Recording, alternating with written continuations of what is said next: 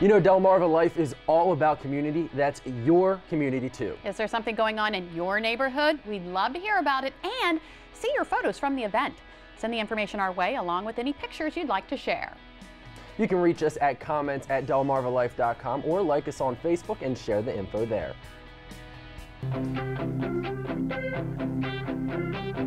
Well, the world is full of problems, but it's also full of solutions. And sometimes we get so overwhelmed by the problems, we forget that if we all work together, we might just find one of those solutions. And that's how some are approaching the growing problem of homelessness. Now, nearly 3 decades ago, an effort to give transient people a warm place to sleep set into motion decades of changing lives. And the changes that are made thanks to the Samaritan shelter in Pocomoke City are achieved by everything from full-time volunteers to something as simple as a smile from a community member. For nearly 30 years, there's been a place on 4th Street in Pocomoke City to call home, even if it's just for a few days. The Samaritan shelter was formed by a group of Presbyterian churches in Worcester County that saw a need. Because they were either living on the street, we have some that live in people's sheds, or you're bunked up with somebody else. We look at being, if it's not your own personal home, then you're homeless. Shelley Daniels is the executive director of the Samaritan shelter, but has been a part of the project in some capacity for about a dozen years. She says although the shelter provides a roof and a warm bed, its main focus is to help lift people up into a better, more productive life. We're not here just to house them and feed them. Once they come in and they pass the background check and all that, we sit down with them and we do goals, plan of action.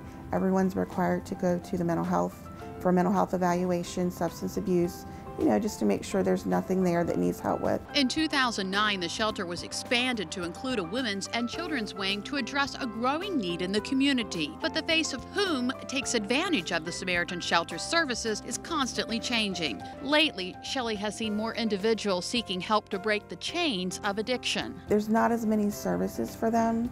If you are family, you can get food stamps, you can get help getting into a place, and a lot of times it's hard for some of the single ones. So they resort to addictions, whether it be drugs, alcohol, and so that kind of puts them in a bad place where it's hard for them to find jobs and they get in trouble and they end up coming to the shelters. In the years that Shelley has been a part of the shelter, she has seen a lot of people come through these doors looking for help. It's rewarding, but it also is very heartbreaking. Some embrace the help and get back on their feet.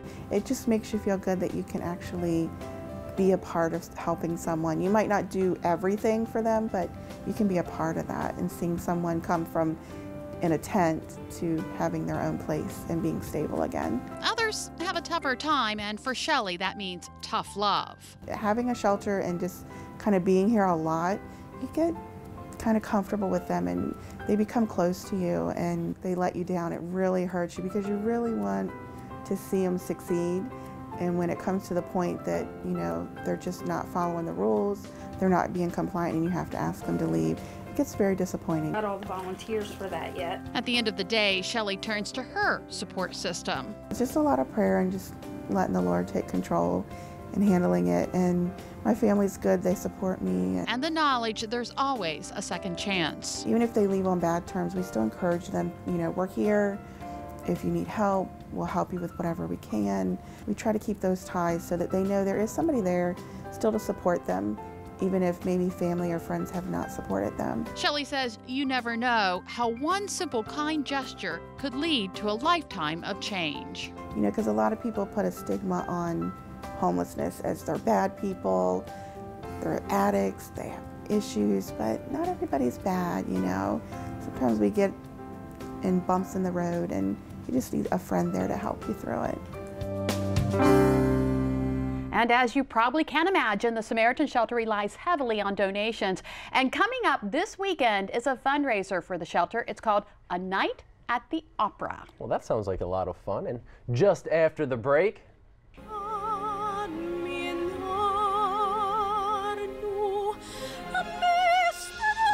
we get a preview. Soprano Brittany Lewis takes the Delmarva Life stage to give us a taste of what you'll hear this weekend and how you can attend. And later, we're in the Delmarva Life kitchen making seared dayboat scallops and bacon braised cabbage. It's a delicious dish packed with flavor and perfect for fall. But first, here's your chance to win a brand new roof for your home. Spicer Brothers Construction is looking for the neediest roof on Delmarva. The winner will get a new GAF limited lifetime roofing system. For your link to an entry form and a complete list of rules, go to WBOC.com and click on our picture at the top of the page. Good luck. Delmarva Life will be right back.